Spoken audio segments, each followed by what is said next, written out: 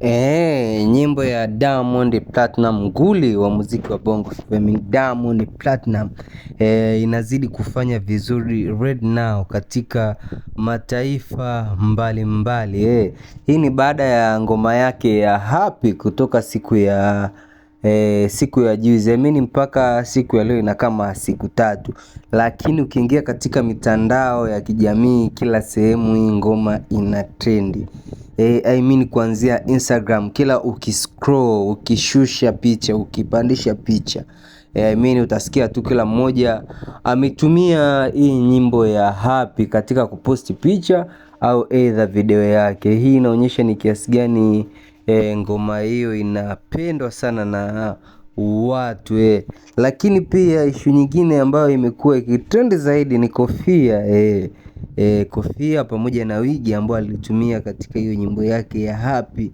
So ukiingia katika mitandao ya kijamii utakutana na kile kikofia na utakutana na watu tofauti tofauti wakiwa wanafanya challenge ya kikofia, hususan katika ndugu zake kama Romy Johnson, kuna huyu anaitwa Esma Platinum, Idi Santos na wengine wengi wamefanya challenge. Lakini sio hao tu, hata mashabiki mbalimbali ikiwemo hata mimi pia.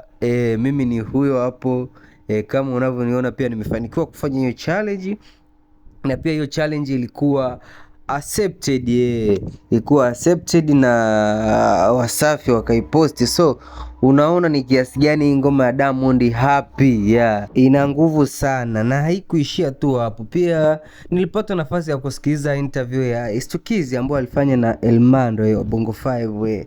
Estukizi alifunguka mambo mengi tofauti kuhusiana na hiyo ngoma ya Estukizi. Alifunguka maneno kama akisema ile ni ngoma kali ambayo aliandaa yeye mwenyewe. Watu wengi wameshakuwa wakilalamika kwamba bila Liza ngoma zinakuwa ziishi, lakini by the way right now ameonyesha watu kwamba hata yeye mwenyewe anaweza. So ile ni ngoma ambayo Estukizi ameandaa kwa mikono yake mwenyewe. Pia akafunguka zaidi na kusema alikuwa akiwaachia na wengine wafanye ili waweze kugawana riziki kwa namna moja au namna nyingine, lakini sio kwamba hawezi.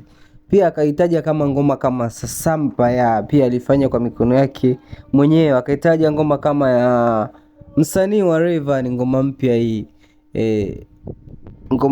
hii Dance For Me alifanya kwa mikono yake mwenyewe. So hapo alieleza uwezo wake wa kutengeneza ngoma yeye mwenyewe, alafu pia sio kutengeneza tu ngoma, kutengeneza ngoma ambazo zinaweza zikaenda hadi ya kimataifa. Lakini hakuishia hapo tu kuzungumza. Elmando alimuuliza swali kwamba anahisi ngoma inaweza kwenda zaidi ya Komasava. Akasema inawezekana na inaweza kwenda na ikapita kiasi, kwa sababu toka ngoma itoke alivyotaja ilikuwa siku ya jana. Akasema toka ngoma itoke na siku kama 2, lakini request za wasanii mbalimbali, wasanii wa kimataifa kama sehemu kama Marekani, Nigeria, mataifa tofauti wamekuwa wakituma request wakitaka kufanya hiyo kazi, aidha wengine wakitaka kufanya vision nyingine, vision ya kikwao. So pia akatujuza tutegemee lolote linaweza likatokea muda wowote, kwa sababu Diamond anaweza akapokea zile request zote na ngoma zote zikafanyika vision tofauti. So hayo ni baadhi ya mafanikio ya Happy ambayo mpaka right now imekuwa ikifanya. Lakini pia haijaishia hapo. Pia sisi wenyewe ni mashahidi, tuliona baadhi ya timu kubwa duniani zikiposti picha na ngoma hiyo ya Happy ikiwa juu yake. So hiyo tunaona ni ukubwa kiasi gani, tunaona ni ukubwa wa ngoma kiasi gani ngoma imependwa. Hiyo issue nyingine ambayo Estukizi alifunguka, Elmando alimuuliza swali kuhusiana na Diamond kukopia. Estukizi akasema ile ngoma kwenye upande wa beat haifanani na ngoma yoyote ile kwenye upande wa labda tu kwenye upande wa melody. Akafunguka akasema pia melody huwa sometimes inafanana, na kufanana kwa melody sio kitu kibaya. Akaongea pia ameona baadhi ya watu wengi wakicompare nyimbo ya kufananisha na Bruno Mars, wengine wakifananisha na Mr Favour, wengine wakifananisha na Pato Ranking. So akasema hii inaonyesha ni ukubwa gani wa ngoma ni kubwa kiasi gani Kwa sababu kwa nini asijitokeze mtu akaifananisha hii ngoma na ya Asumani labda wa Morogoro au ya mtu ambaye au kuambia julikana, lakini wafananishe na ya Bruno Mars. So huu ni ukubwa ambao umejionyesha dhahiri kabisa ya kwamba ngoma ni kubwa na ngoma inaweza kwenda kimataifa. So wewe una maoni yapi kuhusiana na hii ngoma Diamond Platinum Happy?